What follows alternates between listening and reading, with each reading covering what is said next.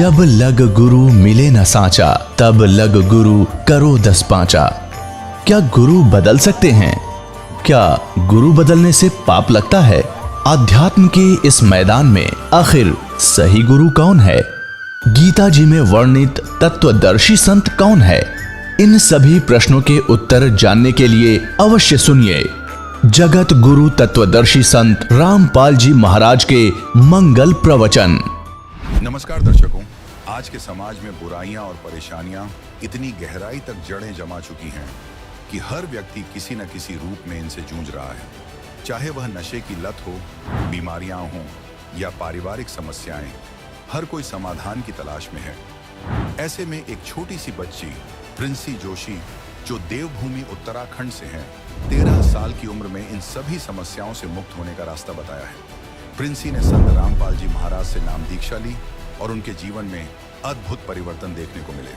उनकी नानी, जो पेट के कैंसर से पीड़ित थीं और जो पहले 1 किलोमीटर भी नहीं चल पाती थीं, उन्होंने संत रामपाल जी महाराज के आश्रम में जाकर न केवल स्वस्थ महसूस किया, बल्कि उनका कैंसर भी ठीक हो गया। उनके पिताजी, जो जुआ और शराब जैसी बुरी आदतों के शिकार थे, उन्होंने भी यह सब छोड़ दिया। प्रिंसी, जिसे पहले अक्सर सर्दी खांसी की समस्या रहती थी, अब पूरी तरह से स्वस्थ हैं। क्या आप भी जानना चाहते हैं कि इन बुराइयों से कैसे बचा जाए? क्या आप भी अपने जीवन में ऐसी ही परेशानियों से छुटकारा पाना चाहते हैं? प्रिंसी का कहना है कि बुढ़ापे में भक्ति का कोई लाभ नहीं होता, इसलिए संत रामपाल जी महाराज जी बचपन में ही नाम दीक्षा देकर जीवन को सुधारने का कार्य करते हैं, ताकि आगे का जीवन सुखमय और बुराइयों से मुक्त हो। सोचिए, यदि बचपन से ही सच्ची भक्ति की जाए तो यह कैसे हमारे पूरे जीवन को संवार सकती है। संत रामपाल जी महाराज का यह अद्वितीय कार्य समाज सुधार की दिशा में एक महत्वपूर्ण कदम है। सुनिए प्रिंसी जोशी का साक्षात्कार, उनकी जुबानी, और जानिए कैसे उनके जीवन में यह परिवर्तन आया। नमस्कार जी। सच साहेब। क्या नाम है जी आपका? मेरा नाम प्रिंसी जोशी है। प्रिंसी जी, आप कहाँ से बिलोंग करते हैं? मैं रामनगर डिस्ट्रिक्ट नैनीताल उत्तराखंड से आई हूँ। संत रामपाल जी महाराज जी से नाम उपदेश आपने कब लिया? मैंने बहुत छोटी एज में 28 जून 2014 को संत रामपाल जी महाराज से नाम दीक्षा ली थी। संत रामपाल जी महाराज जी से नाम उपदेश लेने से पहले आप क्या कोई भक्ति साधना भी करते थे? जी, मैं और मेरे जो पेरेंट्स थे वो पहले जितने भी हिंदू धर्म में प्रचलित देवी देवताओं की साधना है, वो सभी देवी देवताओं की साधना किया करते थे। मेरी नानी शिव जी को इष्ट मानती थी और वो लोग शिव धाम के पुजारी भी रह चुके थे, और बाकी जितने भी सभी देवी देवताओं की भक्ति प्रचलित है वो सभी हम किया करते थे। प्रिंसी जी, संत रामपाल जी महाराज की शरण में आप कैसे आए? सर, 2010 में जब मेरे पापा टीवी चैनल देख रहे थे तो बदलते बदलते साधना चैनल आ गया, और उसमें लाइन्स आ रही थी, कौन ब्रह्मा का पिता है, कौन विष्णु की माँ, शंकर का दादा कौन है, हमको दे पता। तो इन लाइन्स को सुन के मेरे पापा को एकदम शौक जैसा लगा कि ऐसा तो हमने कभी सुना ही नहीं है। हम तो ऐसा सुनते हुए आ रहे हैं कि जो ब्रह्मा विष्णु महेश है वो अजरो अमर है, उनके कोई माता पिता नहीं होते। तो उन्होंने इस चीज़ को देख के संत रामपाल जी महाराज का सत्संग सुना, और उसके बाद कुछ टाइम तक सत्संग सुनने के बाद जब उन्हें ज्ञान समझ में आ गया, उसके बाद उन्होंने संत रामपाल जी महाराज से नाम दीक्षा ली। जब मेरे पापा ने ज्ञान को समझा तो उसके बाद जब पहले मेरी मम्मी और मेरे पापा ने नाम दीक्षा ली, उसके कुछ समय बाद उन्होंने मुझे भी संत रामपाल जी महाराज से नाम दीक्षा दिला दी थी। प्रिंसी जी, संत रामपाल जी महाराज जी से नाम उपदेश लेने के बाद आपको क्या लाभ मिले? जी, संत रामपाल जी महाराज से नाम दीक्षा लेने के बाद हमें कई सारे लाभ मिले। पहला तो हमें आध्यात्मिक लाभ मिला, जो सत्य साधना होती है शास्त्र विधि के अनुसार, जिसको करने के बाद जो बर्थ एंड डेथ का जो साइकिल है उससे छुटकारा पा सकते हैं और सतलोक जा सकते हैं, वो हमें प्राप्त हुआ। और संत रामपाल जी महाराज से नाम दीक्षा लेने के बाद हमें सतलोक जाने का मार्ग मिला। और दूसरा लाभ ये हुआ कि संत रामपाल जी महाराज से नाम दीक्षा लेने से पहले मुझे बहुत कोल्ड और कफ होता था, और मैं साल के ज़्यादातर महीने बीमार रहती थी। और संत रामपाल जी महाराज से नाम दीक्षा लेने के बाद अगर कभी मुझे फीवर वगैरह हो भी जाता है तो उसमें भी मुझे मेडिसिन लेने की ज़रूरत नहीं पड़ती। और दूसरा लाभ ये हुआ कि मेरी नानी को स्टमक में कैंसर था और उनकी 4th स्टेज थी कैंसर की, और उसके बाद उनका कई जगह ट्रीटमेंट भी करवाया। दिल्ली में बत्रा हॉस्पिटल में उनका ट्रीटमेंट करवाया था, और बहुत ज़्यादा ट्रीटमेंट करवाने के बाद, कीमोथेरेपी करवाने के बाद उन्हें कोई भी लाभ नहीं हुआ। उन्हें इतना ज़्यादा पेन होता था कि उन्हें ड्रग्स देनी पड़ती थी, और बाद में वो ड्रग्स ने भी कोई भी इफ़ेक्ट करना बंद कर दिया था। और उसके बाद डॉक्टर्स ने कह दिया था कि अब ये बस 2-2.5 महीने रहेंगी, आप इन्हें घर में ले जाके इनकी सेवा करिए। तो जिस टाइम पे मेरी मम्मी ने संत रामपाल जी महाराज से नाम दीक्षा ली, तो उसके बाद संत रामपाल जी महाराज को बताया कि नानी को कैंसर है। तो उन्होंने संत रामपाल जी महाराज ने मेरी मम्मी को अमृत जल की बोतल दी और कहा कि इनको अपनी मम्मी को पिला देना। तो उसके बाद जब उन्हें अमृत जल पिलाया तो नानी को पेन में थोड़ा रिलीफ होना उसी टाइम से स्टार्ट हो गया। तो जो मेरी नानी अपने घर से 1 किलोमीटर भी नहीं चल पाती थी, वो संत रामपाल जी महाराज के आश्रम हरियाणा गई इतनी दूर, और बिना किसी परेशानी के वो वहाँ पहुँच गई। और 2 अक्टूबर 2013 में मेरी मम्मी ने नाम दीक्षा ली थी और 8 दिसंबर 2013 को मेरी नानी ने भी नाम दीक्षा ले ली। उसके बाद जब संत रामपाल जी महाराज से नाम दीक्षा ले ली तो मेरी नानी ठीक हो गई। और अभी भी केमोथेरेपी वाले को डॉक्टर बोलते हैं कि अगर किसी की केमोथेरेपी सक्सेसफुल भी हो गई तो वो भी 2-2.5 साल रहते हैं। लेकिन मेरी नानी की 2012 में केमोथेरेपी की थी और आज 2023 आ गया है, 11 इयर्स होने वाले हैं और मेरी नानी आज भी एकदम सही है। और तीसरा लाभ ये हुआ कि मेरी मम्मी को पहले बैक पेन और नेक पेन होता था, और संत रामपाल जी महाराज से नाम दीक्षा लेने के बाद भी कुछ समय तक वो रहा। तो उनसे प्रार्थना की तो उन्होंने कहा कि भक्ति करते रहो, ठीक हो जाएगा। और उसके बाद कुछ टाइम के बाद वो दर्द भी ठीक हो गया। और एक लाभ ये हुआ कि एक बार मेरा साइंस क्विज कॉम्पिटिशन था ब्लॉक लेवल पे, और उस टाइम पे हमें जीतने के लिए एक क्वेश्चन का आंसर देना था और वो क्वेश्चन बहुत डिफ़िकल्ट था। हमें वो आंसर नहीं आ पा रहा था। तो कुछ टाइम बाद सोचने पे भी वो आंसर नहीं आ पाया। तो मैंने संत रामपाल जी महाराज को मन ही मन याद किया और कहा कि अब कोई भी आंसर हम दे देते हैं, ये सही होगा तो ठीक है, अब जो होगा आप ही करेंगे। तो मैंने कुछ टाइम बाद सोच के कुछ भी ऐसी एक आंसर बता दिया, और जो हमारे जज थे उन्होंने कुछ सेकंड बाद रुक के कहा कि ये ठीक है। और वहाँ पे जितने भी टीचर्स बैठे थे उन्हें भी वो भी बहुत एस्टोनिश्ड हो गए कि कैसे हो गया ये, अभी तक तो इन्हें आ नहीं रहा था और अचानक से इनका आंसर भी ऐसे सही हो गया। तो ये लाभ हुआ, और वो आंसर बताने के बाद हम उस कंपटीशन को जीत पाए, जो कि संत रामपाल जी महाराज की वजह से ही संभव हुआ। और नाम दीक्षा लेने से पहले मेरे पापा थोड़ा ड्रिंक भी करते थे और उसके अलावा वो जुआ भी खेलते थे। और संत रामपाल जी महाराज से नाम दीक्षा लेने के बाद उन्होंने ड्रिंक भी छोड़ दी और जुआ खेलना भी छोड़ दिया। प्रिंसी जी, आपकी क्या एज है और आपकी क्या क्वालिफिकेशन है?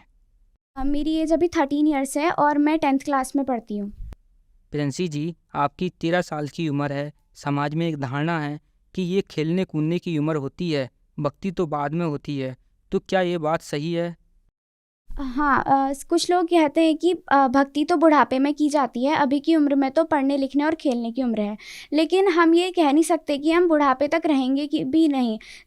तो इसलिए ज़रूरी नहीं है कि हम अपनी भक्ति को बुढ़ापे में ही करें। जिस टाइम पे हमें इस शास्त्र विधि अनुसार भक्ति मिल जाए, उसी समय पे हमें सच्ची भक्ति करके और मोक्ष प्राप्त करने का मार्ग में लग जाना चाहिए, और उसमें हमें किसी भी एज की परवाह नहीं करनी चाहिए। संत रामपाल जी महाराज बच्चे को छोटी सी उम्र में ही नाम दीक्षा दे देते हैं ताकि वो बड़े होके कोई गलती ना करे। जैसे कि हमें पता है कि आज के टाइम पे समाज में बहुत सारी व्याप्त बुराइयां हैं, और संत रामपाल जी महाराज उन्हीं बुराइयों को खत्म करने के लिए एक समाज सुधारक का काम कर रहे हैं। तो वो छोटी उम्र में बच्चों को नाम दीक्षा देके ऐसा समाज का निर्माण कर रहे हैं जिसमें जितनी भी समाज में व्याप्त बुराइयां हैं और जो भी यूथ में शौक टाइप का है, उन सभी को वो खत्म करना चाहते हैं, और इसी वजह से वो बच्चों को छोटी उम्र में नाम दीक्षा दे देते हैं।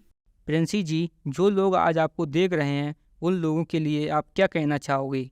जो भी मुझे देख रहे हैं, मैं उनसे यही कहना चाहूँगी कि प्रेजेंट टाइम पे संत रामपाल जी महाराज ही ऐसे संत हैं जो पूरे विश्व में शास्त्र विधि अनुसार भक्ति प्रदान कर रहे हैं। उनके अलावा वर्ल्ड में ऐसा कोई भी संत नहीं है जो हमको ट्रू वे ऑफ वर्शिप दे रहा है, जो कि हमको सेल्वेशन का कंप्लीट पाथ प्रोवाइड कर रहा है। और जो और धर्म गुरु हैं वो शास्त्र विरुद्ध भक्ति बताते हैं, लेकिन संत रामपाल जी महाराज शास्त्र विधि अनुसार सारे के सारे धर्म ग्रंथों से जैसे कि श्रीमद् भगवत गीता, बाइबल, कुरान शरीफ और जितने भी हमारे धर्मशास्त्र हैं उन सब पे आधारित भक्ति बताते हैं। तो उन सभी से मैं यही कहना चाहती हूँ कि संत रामपाल जी महाराज से जल्दी जुड़ें ताकि आपको पूर्ण मोक्ष प्राप्ति मार्ग मिल सके और अपने मनुष्य जीवन को सफल बनाएं। प्रिंसी जी, संत रामपाल जी महाराज जी से जुड़ने के लिए क्या करना होगा? संत रामपाल जी महाराज से नाम दीक्षा लेने के कई तरीके हैं। पहला तो संत रामपाल जी महाराज का कई सारे टीवी चैनलों पे सत्संग आता है। 13 से ज़्यादा टीवी चैनलों पर अभी संत रामपाल जी महाराज का सत्संग आता है, और उन पे एक पट्टी डिस्प्ले होती है जिसमें नंबर्स ये रहते हैं। तो आप उन नंबर्स पे कांटेक्ट करके संत रामपाल जी महाराज से नाम दीक्षा ले सकते हैं। और कई सोशल मीडिया प्लेटफॉर्म पर भी संत रामपाल जी महाराज द्वारा दी गई भक्ति बताई जाती है, तो उसमें भी आप उन नंबर्स पे भी कांटेक्ट करके संत रामपाल जी महाराज से नाम दीक्षा ले सकते हैं। क्या संत रामपाल जी महाराज जी से नाम उपदेश लेने के लिए कोई चार्ज भी लगता है? नहीं, संत रामपाल जी महाराज से नाम दीक्षा लेने के लिए कोई भी चार्ज नहीं लगता है। आप फ्री में निःशुल्क संत रामपाल जी महाराज से नाम दीक्षा ले सकते हैं। धन्यवाद जी। सच्चाई। अब जगत गुरु तत्वदर्शी संत रामपाल जी महाराज जी के सत्संग के माध्यम से उस अद्वितीय आध्यात्मिक ज्ञान के बारे में जानते हैं जिसके माध्यम से आप भी प्राप्त कर सकते हैं ऐसे आध्यात्मिक, मानसिक और भौतिक सुख जो अभी तक आपने सिर्फ मीराबाई, ध्रुव, प्रहलाद जैसे कुछ ही भक्तों की जीवन कथा में सुने होंगे। अब सुनिए तत्वदर्शी संत के संग शास्त्र अनुकूल भक्ति सत्संग, ऐसा अद्वितीय आध्यात्मिक ज्ञान जिसका है सर्वधर्मों के पवित्र शास्त्रों में प्रमाण। यह जीवन सत्सुफल है जब तक राम रटनते, देखोरी को जान दे भरम पड़े हैं पंथ। कि ये जीवन चाहे कितना ही आपका जितना भी है, इसमें इसकी सफलता उसी में है जब तक आप भक्ति करते हो, और भक्ति नहीं करते हो तो चाहे चारों युग भी जीवित रहना कोई यूज नहीं इस जीवन का। फिर क्या बताते हैं, सतगुरु साहेब एक है दूजा भरम विरोधे।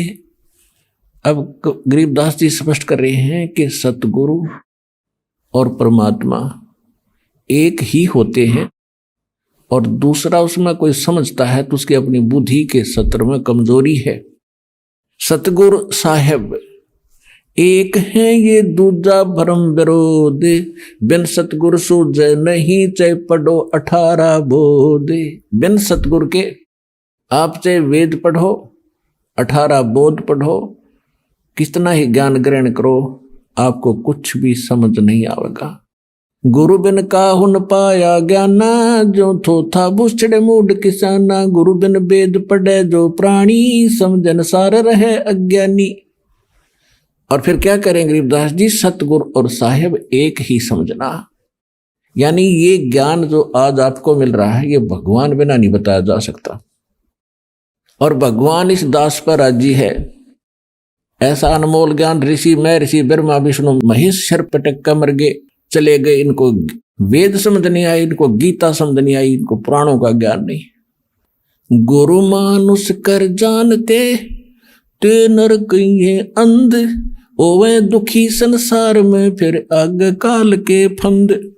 तो यहां भी गरीबदास जी कह रहे हैं सतगुरु साहेब एक है ये दूजा भरम विरोध, और बिन सतगुरु सूझे नहीं चाहे पढ़ो 18 बोध। गल घोटा गुरुआ घने ये फांसी दे अड़ाए, और 12 तिलक बना के फिर जमपुर दे धकाए।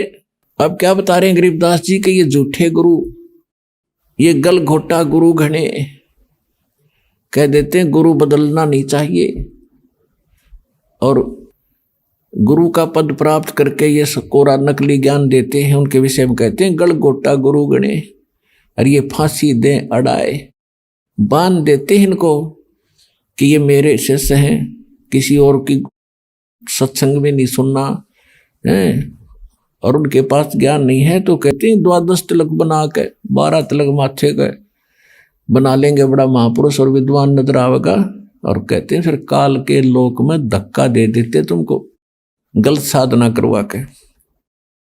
अब क्या बताते हैं, झूठे गुरु का नाक ले और फिर श्रवण और नैने, सतगुरु बोले साख ये दूर कर फोकट फैन।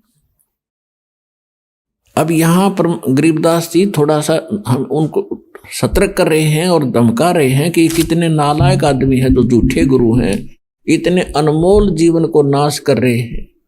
एक श्वास मनुष्य जीवन के एक श्वास की कीमत बताते हैं।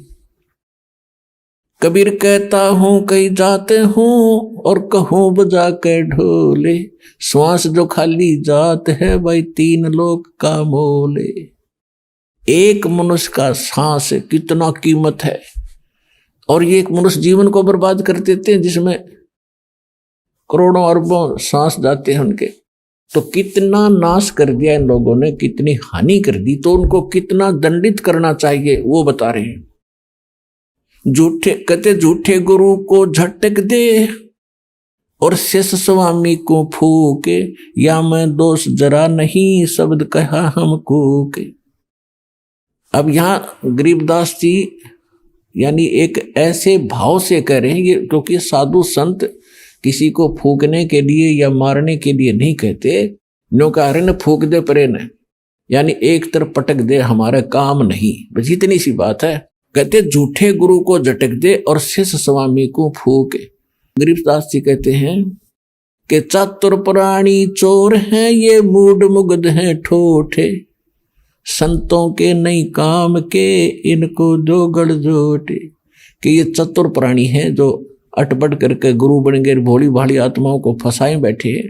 और हम इतना क्लियर ज्ञान बता रहे हैं, स्पष्ट कर रहे हैं, प्रमाण बता रहे हैं और आंखों देखा भगवान का ज्ञान बता रहे हैं, और फिर भी ना स्वामी मानने को तैयार है ना उनके शिष्य मानने को तैयार हैं। तो उसके विषय में कहा है कि झूठे गुरु को झटक दे, पड़ा रहने दे उसने, और शिष्य स्वामी को फूक, यानी उनको पड़ा रहने दे। ना मानते तो समझाने का फर्ज बनता है, उनके साथ खसे नहीं। या मैं दोष जरा नहीं शब्द कहा हमको।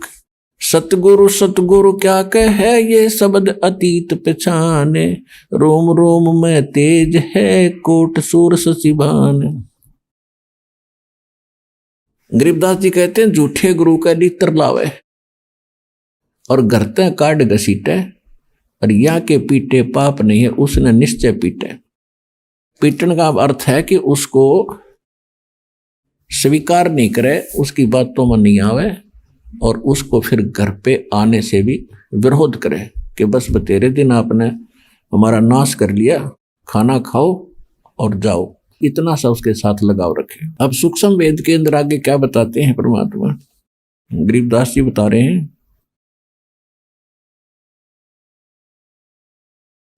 कि जो सूक्ष्म वेद में जो ज्ञान दिया है कि भाई ये काम करण के हैं और ये करण के नहीं हैं, कौन क्या क्या कर रहा है। एक वैदे का अंग है गरीबदास जी महाराज का, उसमें क्या बताया है कि जो इस प्रकार के साधक हैं वो अपना जीवन व्यर्थ कर रहे हैं। कैसे? सट दर्शन सट बेख कहाँ में, बहुविध दोनों दार मचावे, ये तीर्थ व्रत करत तरबीता, वेद पुराण पढ़त है गीता। सट दर्शन ये 6 प्रकार के भेख हैं, जैसे कोई वैष्णव, कोई नाथ, कोई कनपाड़ा नाथ, कोई सन्यासी, गिरिपुरी। कहते हैं इनको अगर आप देखोगे, जनसाधारण इनकी क्रियाओं को देखता है तो बड़ा आकर्षित होता है और ये सोचता है भी महापुरुष पड़ा है। कैसे? जैसे गर्मियों के दिनों में 5 धूने लगाकर बीच में बैठ जाता राख लपेट के। आम आदमी तो नो समझा भी महात्मा के कमाल है। तो और फिर सर्दियों के दिनों में, जैसे सर्दियों के मौसम में एक टपाई के ऊपर एक मटका रखेंगे, उसमें सैकड़ों सुराख बना लेंगे, उसमें पानी डालने जाएंगे और नीचे बैठ जाएगा। पो के महीने में, जनवरी के महीने में आम आदमी तो वैसे ठुठ रहे, स्वेटर जर्सी पहने हुए भी सर्दी लग रही है और वो बैठा उस ठंड में नीचे। तो आम आदमी ने सोचा भी महात्माएं पड़ा है। परमात्मा कहते डंब करें डूंगर चढ़े, ये अंतर छिन्नी झूले, जग जाने बंदगी करें, ये बोवे सूल बबूले। ये तो डले ढोरे। अब क्या बताते हैं? सट दर्शन सट भेष कहाँ में, और बहुविध दूंदों धार मचावे, तीर्थ व्रत करें तरबीता, ये वेद पुराण पढ़त है गीता। वेद पढ़े, पुराण पढ़े और गीता, और क्या कहेगा पता नहीं इनको। अब संस्कृत में घोट लिया, आरती की तरह बोल दिया, श्रोता अशिक्षित। इन्होंने सोचा महापुरुष है भाई, कमाल कर दिया इसने तो, संस्कृत बहुत आवा है। ओ हो बस क्या बात के नाम ले लो। इस तरह कक्का पता नहीं था इस प्रकार के ड्रामाबाजी में हम मूर्ख बने रहे क्योंकि हमें स्वयं ज्ञान नहीं था। अब दास का उद्देश्य है कि आपको पारखू बनाऊं, ऐसा विद्वान बना दूं, चाहे ब्रह्मा विष्णु महेश आ जाए यहाँ पर, वो आपसे मुंह की खा कर जाएंगे इस ज्ञान के आधार से।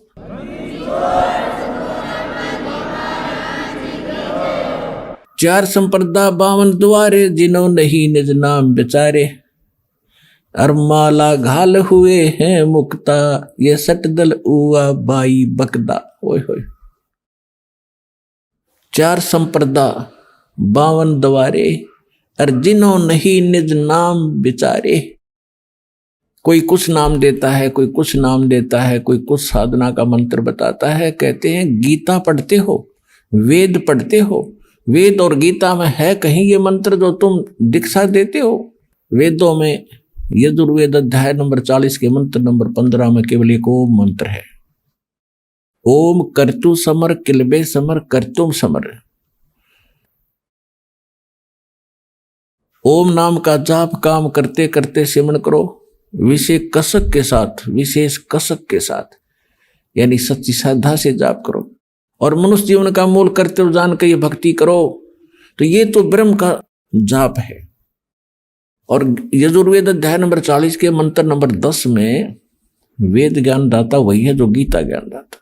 वो कहता है कि कोई तो परमात्मा को संभवात कहता है, संभवात माने जन्म लेने वाला, और कोई उसको असंभवात कहता है कि वो जन्म नहीं लेता। संभवात कहने वाले आकार में आए अवतार मानते हैं और असंभवात उसको निराकार मानते हैं। तो परमात्मा कैसा है इसकी जानकारी तत्वदर्शी संत बताते हैं, उनसे पूछो, विस्तार के साथ बताएंगे। तो इससे सिद्ध है कि वेद ज्ञान और गीता ज्ञान ये दोनों इनकम्प्लीट हैं, लेकिन गलत नहीं कह सकते इन ज्ञानों को। फिर यजुर्वेद अध्याय नंबर 40 के मंत्र नंबर 17 में कहा कि वो पूर्ण परमात्मा तो गुप्त है और मैं ब्रह्म हूं, वेद ज्ञान दाता कहता है, और मैं ब्रह्म लोक रूपी दिव्य आकाश में रहता हूं और मेरा एक ओम मंत्र है। तो ये बाकी मंत्र कहां से घसीट लाए ये? इसी प्रकार श्रीमद् भगवत गीता अध्याय नंबर 8 के श्लोक नंबर 13 में पूरी गीता में साधना का एक मंत्र है, ओम इति एकाक्षरम ब्रह्म विहारण माम माम अनुसमरण यह प्रियाति तदंदेहम सयाति परमाम गति। मुझ ब्रह्म का गीता ज्ञान दाता कहता है, मुझ ब्रह्म का, क्योंकि श्री कृष्ण में प्रवेश करके ये ब्रह्म काल बोल रहा है। 11वें अध्याय के 32वें श्लोक में गीता में कहता है कि मैं काल हूं, सबको खाने के लिए आया हूं। श्री कृष्ण काल नहीं थे, उन पहले कभी काल नहीं कहा, फिर बाद में कभी अपने आप को काल नहीं कहा। श्री कृष्ण के शरीर में वो खुद बोल रहा था। तो ये कहता है मुझ ब्रह्म का केवल एक ओम मंत्र है, इसकी अंतिम सांस तक भक्ति करता हुआ जो जाता है वो मुझे इस ओम से प्राप्त होने वाली परम गति प्राप्त करता है। इसी प्रकार सूक्ष्म वेद में कहा कि नाम उठत नाम बैठत नाम सोवत जागवे, नाम खाते नाम पीते नाम से ती लागवे। यानी सभी सदग्रंथ और सूक्ष्म वेद से जो साधना जिस ग्रंथ की मिलती है वो ग्रंथ वहां तक ठीक है। तो वेदों में यही है, गीता में यही है, लेकिन वहां उन्होंने ऑप्शन छोड़ दिया है कि ये कंप्लीट साधना नहीं है। गीता अध्याय नंबर 17 के श्लोक नंबर 23 में कहा है कि पूर्ण परमात्मा के पाने का ओ मंत्र तो गीता ज्ञान दाता कहता मेरा मंत्र है, और उस सच्चिदानंद घन ब्रह्म को पाने का, परम अक्षर ब्रह्म को पाने का वो 3 मंत्र का जाप है। ओम तो सीधा ब्रह्म का, तत्व और सत्य दो सांकेतिक है। ये तत्वदर्शी संत बताओगे, उनसे पूछो। तो वो तत्वदर्शी संत ये दास रामपाल दास है इस विश्व में।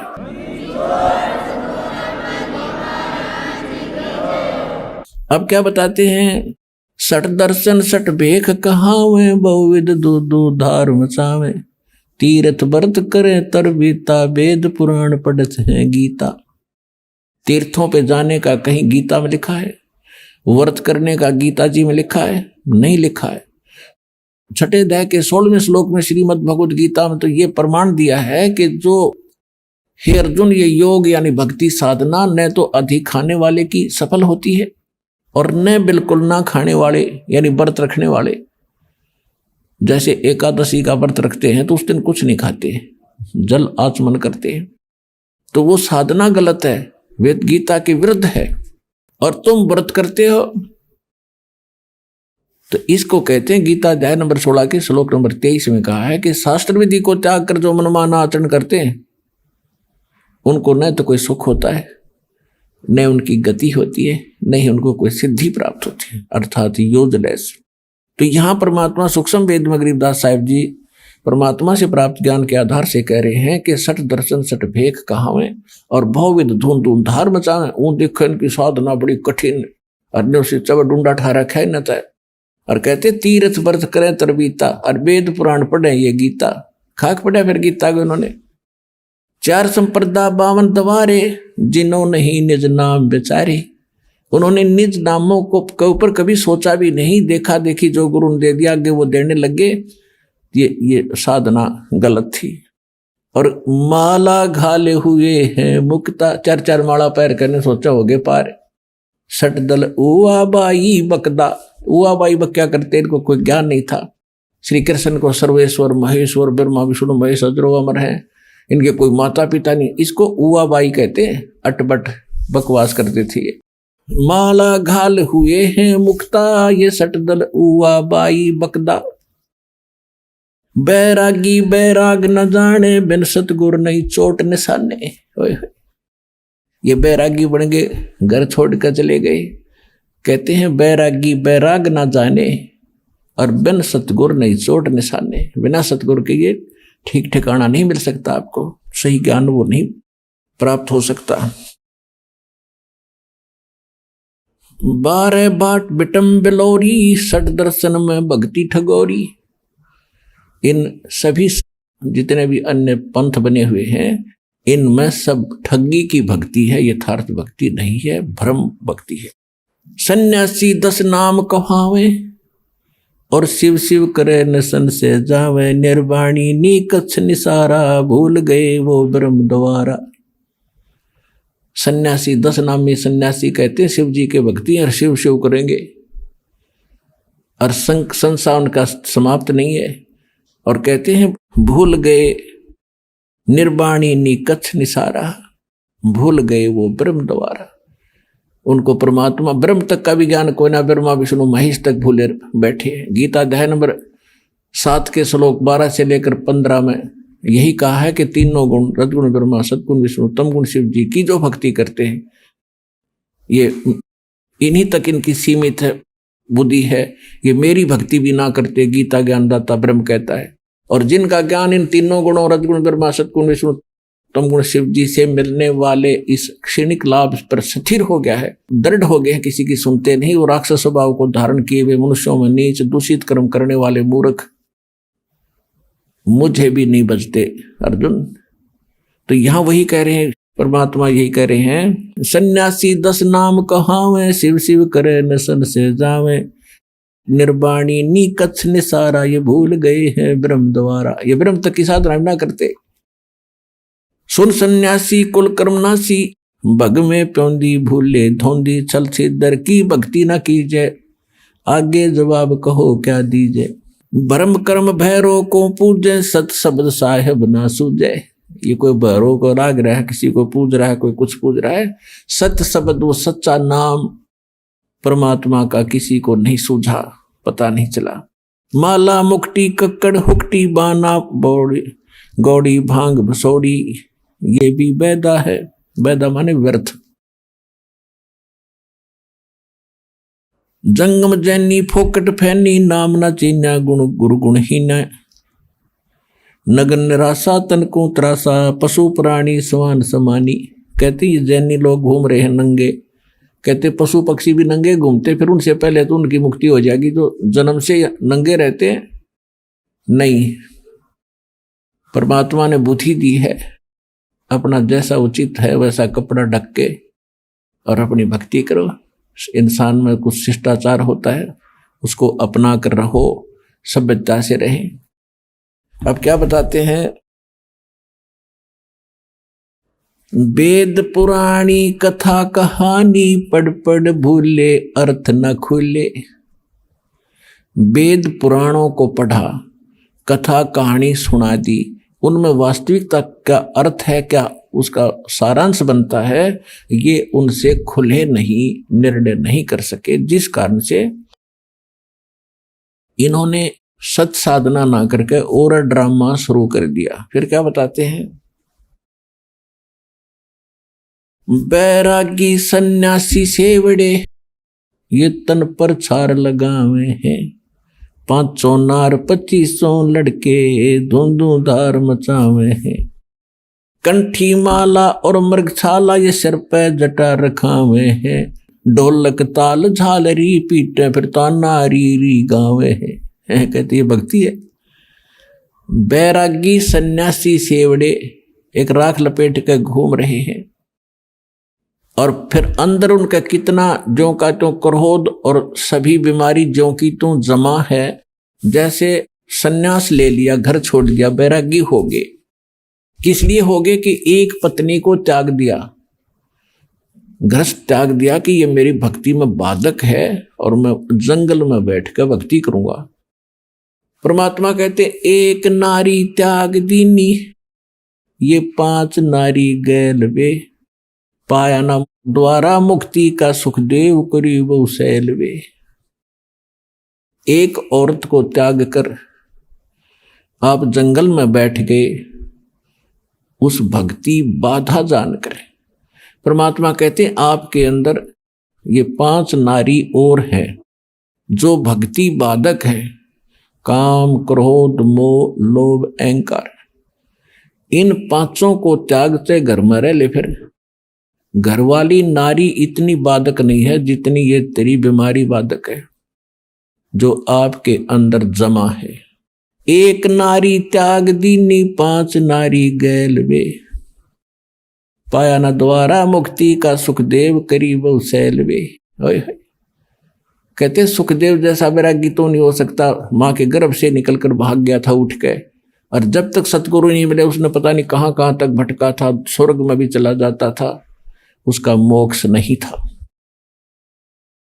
मोक्ष नहीं हुआ तो सतगुरु के बिना, पूर्ण संत के बिना ये बीमारी कटे नहीं जो जन्म और मरण की। बैरागी सन्यासी सेवड़े तन पर छार लगावे हैं, 500 नार 2500 लड़के धुंधुधार मचावे हैं। 500 नार ये काम क्रोध मोह लोभ अहंकारियों के नु जमा तुम्हारे अंदर, कंठी माला और मृगछाला सिर पे जटा रखावे हैं, ढोलक ताल झालरी पीटे ये तो नारी गावे हैं। ये माता का जागरण करेंगे या बेंजू बेंजू बांध कर फिर गीत गावे, शब्द गावेंगे, ये कोई भक्ति है?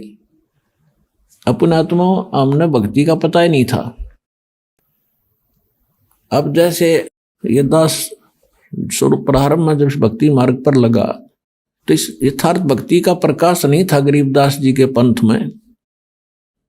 वाणी शब्द वो बहुत गाया करते थे और जहां भी गाने ये सत्संग का आयोजन होता था तो वहां 5-4 अच्छे चुने हुए गायक लाए जाते थे जिनकी आवाज सुरीली हो।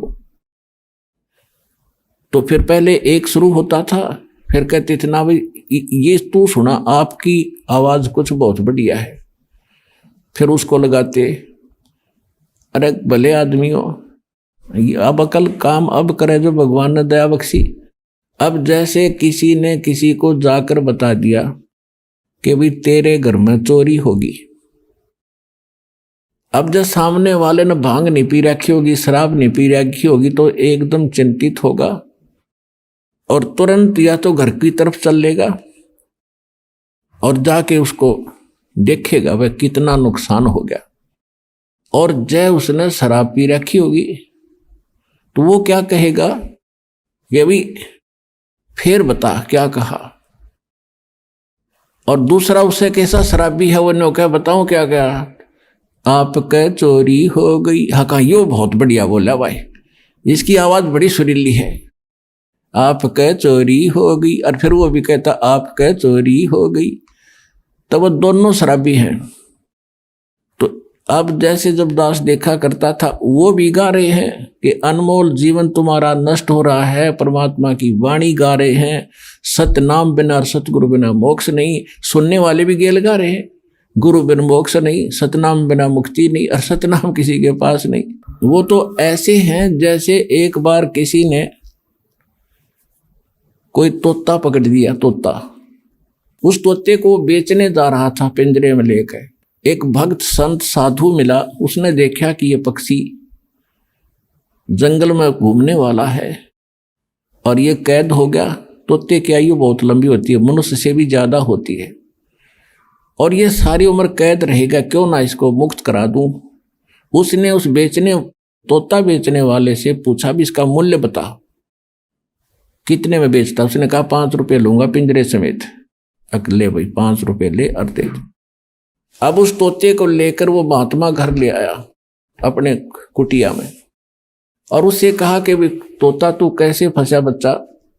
तोते ने बताया जी शिकारी आया था, उसने जंगल में दाने डाल दिए, जाल बिछा रखा था, मैंने देखा नहीं, मैं लालच में आ गए, वो दाने खाने के लिए आ गया और मैं फंस गया। तो गुरुजी उस संत ने कहा कि भाई यदि मैं तुझे छोड़ दूं तो फिर तो ये गलती नहीं करेगा। अगना जी कभी नहीं, कते नहीं करूं। तो सुन ले, तय भी सुन ले, और आप वहां जाकर सारे तेरे साथियों ने भी बता दिए क्या के लिए एक मूल मंत्र बताता हूं। अब बताओ भाई, पर दी आवेगा शिकारी, जाल डालेगा, दाने डालेगा, हम दाने नहीं खाएंगे तो फंसेंगे नहीं। बोला जी ठीक है। उसको 10-20 दिन खूब वो रटवा दिया, तोता ठीक बोलने लग गया। अब जा भाई, जाते ही सब ने सिखा दिया। कहा जी जाते ही सब ने सिखाऊंगा। अब तोता छोड़ दिया, और साथी रिश्तेदार इकट्ठे हुए भी कैसे बचा कि एक साधु संत ने दया कर दी भाई मेरे पे, और एक मुझे अजब फार्मूला दे दिया, आगे आपा फिर मार खावांगे नहीं। एक ऐसी मूल मंत्र बता, तुम भी सुन लो। शिकारी आवेगा और दाने डालेगा, जाल बिछावेगा, हम दाने नहीं खाएंगे तो हम फंसेंगे नहीं। कहा भाई, रोज आरती करें वृक्ष पर बैठ के, सारे शाम और दिन में ये घोट लिया, उन्हें गायत्री मंत्र बना लिया। एक दिन शिकारी वहां पहुंचा, उसने देखा तोते तो भाई किसी ने शिक्षा दे दी इनको, ये तो बोल रहे हैं कि शिकारी आवेगा, दाने डालेगा, जाल बिछावेगा, हम खाओगे नहीं तो हम फंसेंगे नहीं। उसने सोचा यहाँ कोई फायदा नहीं मेरा आने का, चल दूसरे साइड में जाता हूं। फिर भी सोचा चल इतनी दूर आया हूं, कोई एकादा ना समझ फंस भी सकता है, इतने रोटी राटी खाऊं, इतने जाल बिछा के देख लेता हूं। उसने दाने डालकर जाल बिछा के बैठ गया एकलो वृक्ष के नीचे। इतने में जब वो देखा उन तोतों ने अच्छे पड़े हैं मोटे मोटे दाने खाने के, तो सबसे पहले वो आया जो उन्हें शिक्षा दे था। अब भूख लग रही है, चलो भाई आ गया माड़, और फटाफट वहां पहुंच गए, और सारे देखा देखी उसके चेले भी उसके अंदर जाल में। उस शिकारी ने सोचा है तो मुंह रखे बांडे बांडे थे, न ज्ञान कुछ नहीं, उन्हें पकड़ के जाल खींच ली सारे जाल के अंदर। अब जाल में बंद हो रहे हैं तब भी वो यही गीत गा रहे हैं, पर दिया होगा, जाल डालेगा, हम दाने नहीं खाओगे तो हम फंसेंगे नहीं।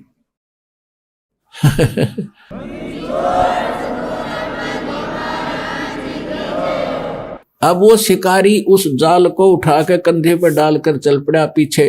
वो अब सारे तोते पीछे फिर भी यही गीत गा रहे हैं, शिकारी आवेगा, जाल डालेगा और दाने डालेंगे, दाने नहीं खाएंगे तो फंसेंगे नहीं। अब उधर से वो रास्ते में शिकारी को वो गुरु फिर मिल गया, वो संत। उसने देखा ये गायत्री मंत्र तो मेरा पढ़ रहे हैं, ये कुकर चक्कर पड़ा भाई सारा। उसने देखा को हो ये तो बेटी के बाप गांव गांव थे, इस बार असर नहीं करा इन्होंने। अब उस संत ने ऐसे ताली बजाई, क्योंकि जब वो तोता घना बोला करता, जब वो पकड़ रखा था पिंजरे में और उसको सिखाया करता था, वो डटा नहीं डटे था। जब उसने ताली बजाकर वो क्या करता वो गुरुजी, तो उसने वो ताली ऐसे थैली बजाई, उसने देखा वो कोड वर्ड, अगे तो गुरुजी खड़े हैं, उसने देखा सचमुच। तो गुरुजी ने कहा ऐसे संकेत किया कि ऐसे कर लो, मुर्दे जैसा स्वरूप बना लो। तो उस तोते ने आंखें पलट ली, जैसे मर गया। तो चेले भी देखा करें थे जैसे वो करे, तो सारा ने ऐसे कर लिया। अब शिकारी ने सोचा है तो सारे मर गए भाई बेटी के बाप। तो उसने सारे पटक दिए उड़े, भाई क्यों बोझ मरता जाऊं इतनी दूरी, तो सारे इनकी आंखें पलट गई। शिकारी चला गया। जब गुरुजी आए, निकम्यो ये बातें कहने सुन की नहीं, ये कर पाड़न की है।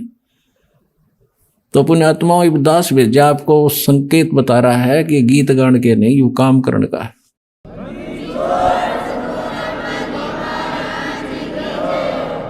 बैरागी सन्यासी सेवड़े तन पर छार लगावे हैं, 500 नार 2500 लड़के ये धुंधु धार मचावे हैं। कंठी माला और मृगछाला सिर पे जटा रखा हुए हैं, और ढोलक ताल झालरी पीटो तो नारी री गावे हैं। तन के योगी मन के भोगी गुल्लर पेट पड़ा हुए हैं, गुज बीरज का मरम न जाना ये भद्र भेख बना हुए हैं। करवा और कॉपी न लिए जो बनखट गुफा बना हुए हैं, खुदा कुत्ती घट में दूती फिर गृह द्वार आवे हैं। अब क्या बताते हैं कि घर त्याग कर जंगल में जाकर बैठ गए। देखो परमात्मा के लिए हम भटक रहे हैं, हम रह नहीं सकते। जब तक मालिक नहीं मिलेगा हमारी ये प्यास बुझ नहीं सकती, क्योंकि हम ऐसे सुख स्थान को छोड़कर इस कंगाल लोक में आ गए, या कोई वस्तु पूरी नहीं है। तो उसके लिए हम युगों से भटक रहे हैं, लेकिन साधना ठीक ना मिलने से हमारे वो बलिदान भी व्यर्थ गए। घर छोड़ना कोई छोटी बात नहीं है, बच्चों को त्यागना, लेकिन परमात्मा के लिए और प्रेरणा पाकर किसी संत साधु से घर भी त्याग दिया। अब जंगल में जाकर बैठ गया। अब बैठ तो गया, लेकिन भूख लगेगी। एक दिन रोक लेगा भूख न, 2 दिन रोक लेगा, फिर कहाँ आना पड़ेगा, गृहस्थी के द्वार पर आना पड़ेगा, और रोटी उससे भिक्षा लेकर फिर जंगल में जाएगा, वहाँ खावेगा। फिर सर्दी लगेगी, कुटिया बनावेगा वर्षा से बचने के लिए, क्योंकि वैसे भक्ति हो नहीं सकती। कभी ओले गिर जा और कभी धूप सतावे, कभी वर्षा में भीग जा, तो उसके लिए झोपड़ी भी डालनी पड़ी। रोटी खाने के लिए कोई थोड़े बहुत पात्र भी इकट्ठे करने पड़े, कोई गिलास कटोरा थाली। अभी आपने सुने जगत गुरु तत्वदर्शी संत रामपाल जी महाराज के मंगलमय सत्संग प्रवचन। आइए अब सुनते हैं उन भक्तों के अनुभव जिन्होंने संत रामपाल जी महाराज के प्रमाणित ज्ञान से प्रभावित होकर नाम दीक्षा लेकर अनेकों लाभ प्राप्त किए। स्वर्ग से भी परे अविनाशी है एक जहान, देवी देवता भी नहीं पहुंच पाए वहां। मिलिए रोपड़ पंजाब के रहने वाले राजकुमार जी से। इन्होंने किए हैं उस सुंदर लोक के दर्शन जिसकी तलाश में थे महान संत, महंत और ऋषिजन। इन्होंने पहले खूब भक्ति साधना की, माता के जागरण किए और विभिन्न गुरुओं की भी शरण ली, पर जिंदगी की दुख तकलीफों और गृह कलेश से मुक्ति नहीं मिल पाई। माता दुर्गा जी को इष्ट रूप में पूज रहे राजकुमार जी को उस साधना से कोई लाभ नहीं मिला। पर पूर्ण संत रामपाल जी महाराज की शरण प्राप्त करने के बाद एक दिन इनके साथ अनहोनी घटना घटी, जिसे सुनकर शायद आप भी हैरान हो जाएंगे। इन्हें यमदूत पकड़कर ले जा चुके थे, भयंकर कष्ट दे रहे थे, परंतु पूर्ण संत द्वारा प्राप्त सतमंत्रों का जाप करने से इनको यमदूतों से छुटकारा मिला और नए जीवन की बख्शीश हुई। साथ ही इन्होंने उस अमर अविनाशी लोक के दर्शन किए जिसके बारे में कहा गया है, दास गरीब देश है दुर्लभ, कोई साचा सतगुरु बेले रे। उस दुर्लभ देश के दर्शन पाना राजकुमार जी के लिए सुलभ हो गया, क्योंकि इनके सिर पर आशीर्वाद था उस सच्चे सतगुरु का जो जगत के उपकार के लिए इस पृथ्वी पर विद्यमान है। विश्व के तारणहार संत रामपाल जी महाराज की असीम दया से आज राजकुमार जी सर्व सुख संपन्न हैं। सुनिए राजकुमार जी के जीवन की कहानी इन्हीं की जुबानी। नमस्कार सर। नमस्कार जी, क्या नाम है जी आपका? मेरा नाम राजकुमार और रोपड़ से पंजाब से आया हूँ मैं। डिस्ट्रिक्ट रूपनगर, गांव कोटला निहंग और न्यू कॉलोनी। संत रामपाल जी महाराज से नाम दीक्षा कब लिया आपने? मैंने सर 12-15-2017 को ली। क्या करते हैं आप? मैं सर वेल्डिंग का काम करता था फैक्ट्री में। संत रामपाल जी महाराज से नाम दीक्षा क्यों ली? सर ऐसा है कि मैं बहुत सारे पहले भक्ति भी करता था, माता के जागरण करता था, तो हमारे पे कष्ट से कष्ट टूटते जा रहे थे। तो हमारे जो पिताजी थे वो बहुत कई सालों से मेरे होश संभालने से पहले ही वो निरंकारी पंथ में जुड़े हुए थे। तो मैंने आशुतोष जी महाराज से भी नामदान ले रखा था। तो कहीं न कहीं वो भक्ति से मेरे को आराम नहीं था मिल रहा, कोई घर में बरकत नहीं थी पैसे की, और वैसे भी हमारे खर्चे पे खर्चा और दुख तकलीफ़ें बहुत थी। और प्रेत बाधा ऐसी थी कि हमारे को कि कई बार जागरण करते-करते ही वहाँ से ही मेरे को हुआ, तो ऐसा मैं खेलने लग गया था जागरण में। खेलने लग गया तो कभी-कभी इतना क्लेश होना घर में, और कभी-कभी मिट्टी का तेल उठा के अपने ऊपर डाल लेना कि मैं मर जाऊँगा। इतना प्रेत बाधा से हम परेशान थे बहुत। तो हुआ क्या जी, ऐसे ही कभी कपड़े फाड़ देने, भाग जाना हमारे पास नज़दीक ही नहर है कि मैं मर जाऊँगा, मैं नहीं जीऊँगा। तो मेरे 3 लड़के थे सर। 3 लड़कों में से एक मेरा बेटा भी ऐसे ही ब्लड कैंसर हो गया था उसको 5 साल की उम्र में।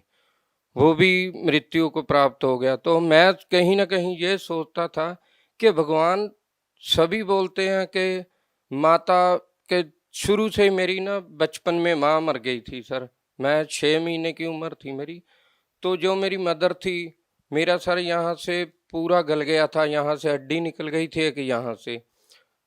तो पूरा डैमेज हो गया था, तो मेरी मदर इसी चक्कर में मर गई कि नहीं ये बचेगा नहीं। तो सर मदर तो मर गई, फिर मैं बच गया। मेरा अमृतसर में ऑपरेशन हुआ इसका। तो मेरे जब मैं होश संभाली तो मेरी मदर की कोई फ़ोटो भी नहीं थी घर में। मैंने को नहीं था पता माँ कैसी होती है।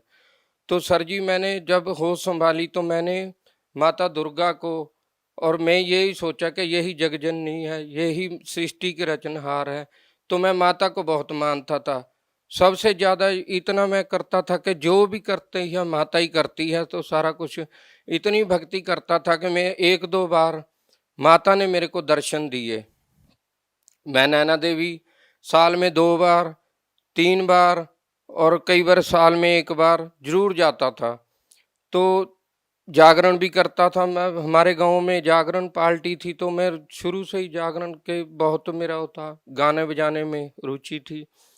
तो जब मैं माता को 1-2 बार मेरे को माता भी दिखाई दी, दर्शन दिए माता ने, तो इतना मतलब मेरे को कोई लाभ नहीं था मिलता। मैं बोलता था कि मैं इतनी भक्ति भी करता हूँ माता की, और मैं निरंकारी पंथ में भी जुड़ा हुआ हूँ। मेरे ससुराल वाले, मेरी शादी भी निरंकारी पंथ के हिसाब से ही हुई थी। तो ये सारा कुछ करते-करते फिर मैंने ये छोड़ के मैंने आशुतोष जी के पास भी गया। तो उन्होंने भी जो साधना बताई थी कि ऐसे 2.5 घंटे 3 घंटे बैठना है, नाक कान मूंद के, तो अपनी जीभ है जो तालू को लगानी है, तो साधना करनी है, तो आपको परमात्मा की प्राप्ति होगी। वो भी बोलते कि प्रकाश दिखता है, धुनकार दिखेगी, सुनाई उसको सुनना है। तो मैं कहीं न कहीं ये सोचता था कि परमात्मा हम ऐसे हैं तो परमात्मा कैसा होगा? परमात्मा हमको जिसने बनाया है, वो हमारे जैसा ही होना चाहिए, कि ये लोग कैसे बताते हैं कि परमात्मा ऐसा है। तो मेरे को जचती नहीं थी बात वो। कहीं न कहीं मैं ये सोचता था कि परमात्मा आप कहाँ हो? कैसे मिलोगे मेरे को? तो इतना कष्ट होते-होते आखिरकार मेरे 2011वें महीने 17 को 4 तारीख को मैं फैक्ट्री में सेकंड सैटरडे को सुबह 10 वाली चाय पी के काम कर रहा था सीढ़ी पे ऊपर।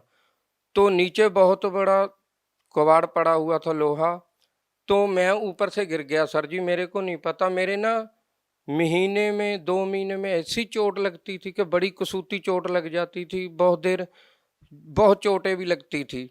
तो ऐसे करते-करते मैं क्या, ये अभी भगवान मेरे पे इतना कष्ट क्यों आ रहा है? हमारे घर में इतना क्लेश। और सर जी मैं नशा इतना करता था ना कि मैं दारू पिए बिना नहीं था रह सकता। एक बार ऐसे ही जैसे मिट्टी का तेल डाल लेना, एक बार मैंने लुधियाने में अपने भाई के पास गया हुआ था, तो ऐसे ही कहा-सुनी हो गई, हमारी घर पे झगड़ा हुआ, तो मेरे को वहाँ भाई मेरा जॉब करता था लुधियाना में।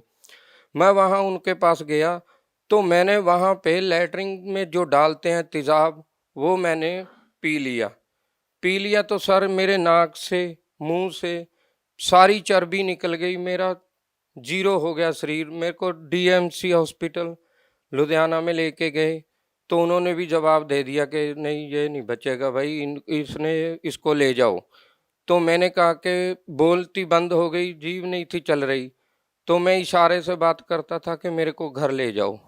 सर, इतनी सारी समस्या आप गिनवा रहे हैं, लेकिन जिन संतों का आपने नाम लिया कि निरंकारी पंथ से आप जुड़े हुए थे, आशुतोष महाराज से आप जुड़े हुए थे, वो तो यही कहते हैं ना कि प्रारब्ध का कर्म तो आपको भोगना ही पड़ेगा।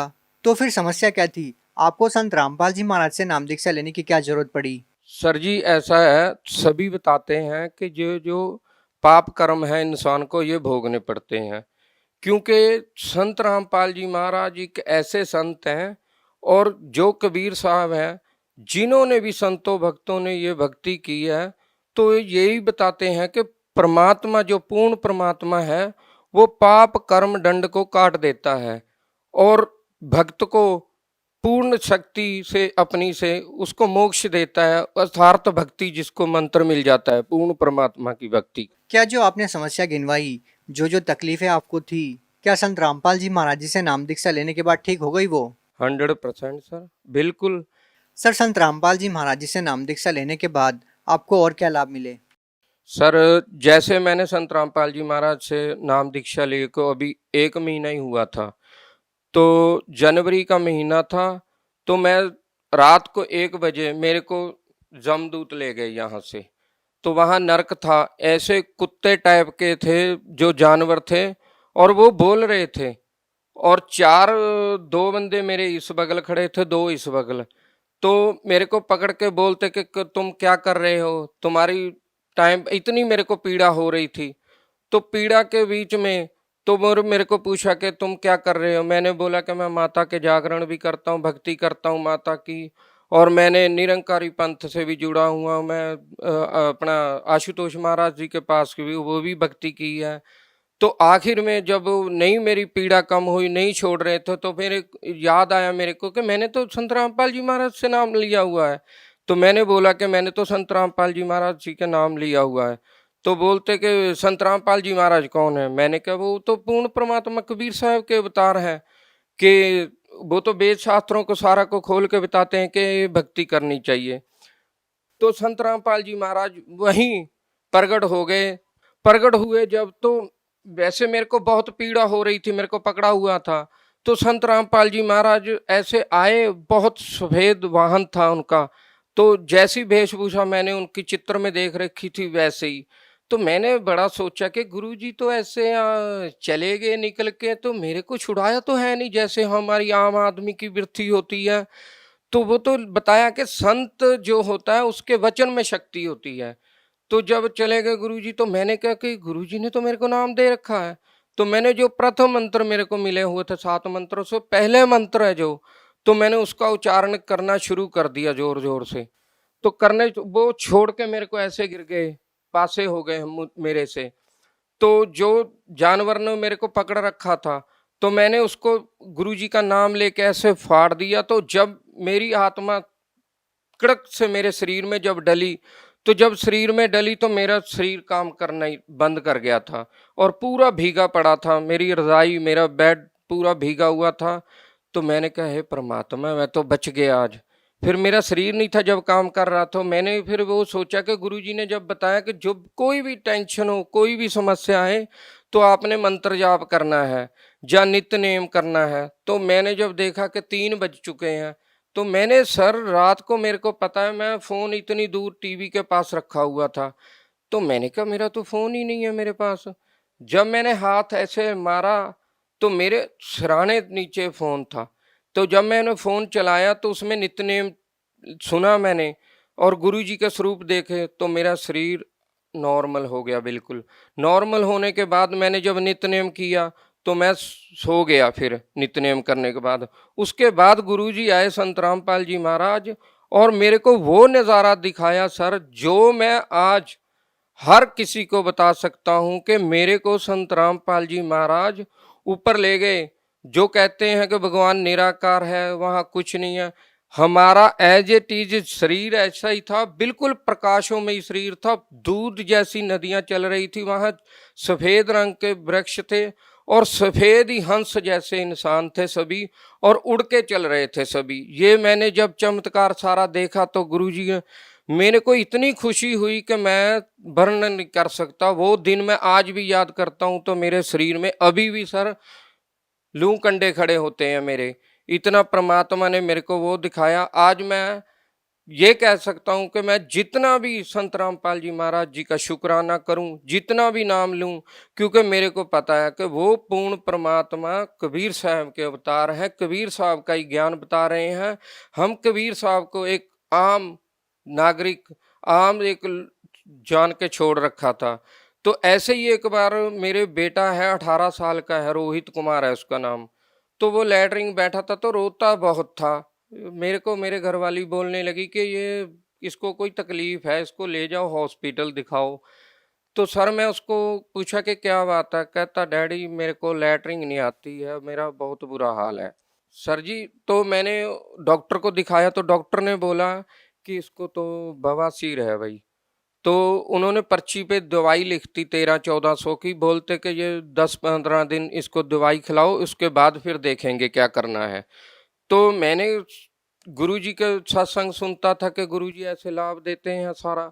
तो सर जी मैंने संत रामपाल जी महाराज को जब प्रार्थना लगाई तो गुरुजी ने बोला कि परमात्मा दया करेंगे। तो वैसे जब बोला तो आहिस्ता आहिस्ता वो प्रॉब्लम पता ही नहीं कहाँ चल गई। आज बेटे को 1.5-2 साल हो गए हैं, कोई प्रॉब्लम ही नहीं, बिल्कुल सही है। पहले हमारी आर्थिक स्थिति नहीं थी ठीक, आज वो भी बहुत बढ़िया हो चुकी है। तो पहले हम साइकिल से तंग थे, आज परमात्मा ने हमको 2-2 मोटरसाइकिल दे रखे हैं। और परमात्मा आगे आगे भी मेरे को इतना विश्वास है कि जो परमात्मा हमारे शरीर की बीमारियों को नाश कर सकता है, हमको सुख दे सकता, आगे हमको परमात्मा बहुत कुछ देंगे। और मेन हमको तो यही परमात्मा से चाहना है कि हम मोक्ष प्राप्त करें और हमारी भक्ति को सफल बना के हमको गुरुजी संत रामपाल जी महाराज सतलोक लेके जाएं। जब मैंने नामदान ले लिया था तो मेरे को उस टाइम भी ये लगता था कि मेरे को पीछे से कोई मार देगा, ऐसे बहुत देर ऐसे होता रहा, थोड़ा थोड़ा हल्का हल्का जैसे जैसे मैंने भक्ति प्रारंभ की, करता रहा भक्ति, तो आहिस्ता आहिस्ता वो जो भूत प्रात की बाधा थी वो अपने आप हट गई, मेरे पीछे हट गई। तो आज मैं बिल्कुल स्वस्थ हूँ, कोई मेरे को तकलीफ नहीं। पहले मेरा वजन 48, 49, 50 यहीं खड़ा था, आज मेरा 63-64 किलो वजन है। बिल्कुल मैं नशा नहीं कोई करता, सारे काम करता हूँ, मेहनत मजदूरी करता हूँ। कोई मैं ये भी नहीं, पहले मेरी आर्थिक स्थिति बहुत कमज़ोर थी, मेरे पास 2 पैसे नहीं थे जुड़ते। अच्छा एक बात बताइए, लोग बहुत सारे दुखी हैं, जैसे आप दुखी हैं, आपसे भी ज़्यादा लोग दुखी हैं और बहुत सारे कष्ट लोगों को हैं। वो चाहते हैं कि उनके कष्ट दूर हो जाए, वो नशा भी छोड़ दें। तो अगर वो संत रामपाल जी महाराज जी से नाम दीक्षा लेते हैं तो कितने दिन में उन लोगों की समस्या ठीक हो जाएगी? बिल्कुल सर, जैसे आपने बताया, जैसे ही नाम दीक्षा लेंगे संत रामपाल जी महाराज से, जैसे वो विधि बताएंगे वैसे विधि से करना है। जो सत्संग आता है चैनल पे उसमें कंटिन्यू सुनना है। जो सत्संग मेमोरी कार्ड देते हैं, आरती देते हैं, रामायणी देते हैं दोपहर की, नित्यनेम सुबह का, जो जैसे जैसे करते चलेंगे ना तो अपने आप ही उनकी सारी समस्या क्षण में दूर हो जाएंगी, इसमें कोई संदेह नहीं है। जी धन्यवाद। सच साहब जी।